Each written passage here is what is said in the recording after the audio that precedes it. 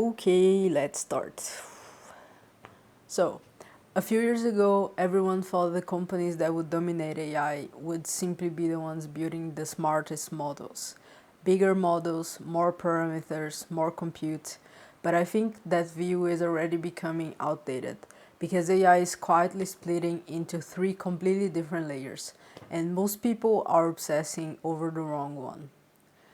And what's interesting is that the biggest opportunities may not actually be only in the AI itself, but in how AI is packaged, experienced, and integrated into human life. And I think this shift is going to redefine product design, startups, software, and maybe even the internet itself. So in this video, I want to explain the three layers of AI and why the real value may slowly be moving upward in the stack. The first layer, the infrastructure layer. The first layer is the infrastructure layer. This is the physical foundation of AI. The chips, the GPUs, the data centers, the cloud infrastructure, energy systems. This is the layer dominated by companies like NVIDIA, TSMC, Amazon Web Services, Google, and OpenAI. And this layer is brutal. It requires billions in capital, global supply chains, manufacturing, energy, political relationships, and massive technical expertise. This is not the kind of market where two people in a garage suddenly compete. This is more like the railroads of the AI era or oil infrastructure. And what's fascinating is that AI is now becoming geopolitical. Countries are fighting over ships, over compute, over manufacturing, over energy access, because whoever controls the infrastructure partially controls the future of intelligence itself. But for most creators, designers, and founders, this layer is almost impossible to enter, which is why the more interesting opportunities might exist higher in the stack. Then you have the second layer, the intelligence layer. The second layer, or the intelligence layer, is where the actual models live. Reasoning, inference, architecture, memory, agents, multimodality, efficiency. This is where companies like Anthropic, Meta, Mistral AI, and Alibaba are competing. And this layer is evolving extremely fast. At first, everyone thought the winner would simply be whoever made the biggest model, but now something else is happening. Efficiency is becoming just as important as intelligence. And this is where companies like DeepSeek became so interesting, because they show that you don't necessarily need infinite resources to compete. You can optimize, compress, reduce inference costs, improve efficiency. So the first AI race was about intelligence, but the second AI race is about efficiency. Who can make AI cheaper, faster, lighter, and more accessible? And I think this layer is already starting to commoditize because eventually intelligence itself becomes abundant. And when intelligence becomes abundant, the competitive advantage starts moving somewhere else.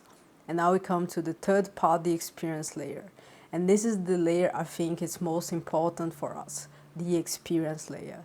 This is where UX, interfaces, workflow design, trust, emotion, collaboration, context, and product thinking live. Because most users do not care about transformer architectures. They care whether the product feels magical. And that's it. People don't wake up thinking, whoa, what an incredible model architecture. They think, did this tool actually improve my life? And that changes everything. Because once models become accessible, the differentiator becomes taste, judgment, design, and understanding human behavior. This is why products like Figma, Notion, Perplexity AI, Cursor, and even tools like Lovable become so important. Not because they invented intelligence, but because they packaged it correctly. And I think this is where many people misunderstand AI. They think AI will replace design. But in reality, AI may make strategic design even more valuable because operational execution is becoming commoditized. If everyone can generate code, generate interfaces, generate images, then the real question becomes, what should actually be built? What experience should exist? What workflow feels natural? What product do humans actually want to live inside of? That becomes the real leverage. And I think this is why taste, judgment, product thinking are becoming more important, not less. So my main thesis is the deeper idea here is as AI commoditizes, the competitive advantage for humans moves upward in the stack. Infrastructure becomes utility, models become utility, experiences become differentiation. And this pattern already happened before. In the early internet, people thought the value would stay in servers, cables, and infrastructure. But eventually, the giants became the companies that understood human interaction: search, social media, communication, identity, and workflow. And I think AI may follow the exact same path, at least for humans. So maybe the future of AI doesn't belong only to the companies building intelligence. Maybe it belongs to the people who understand humans best.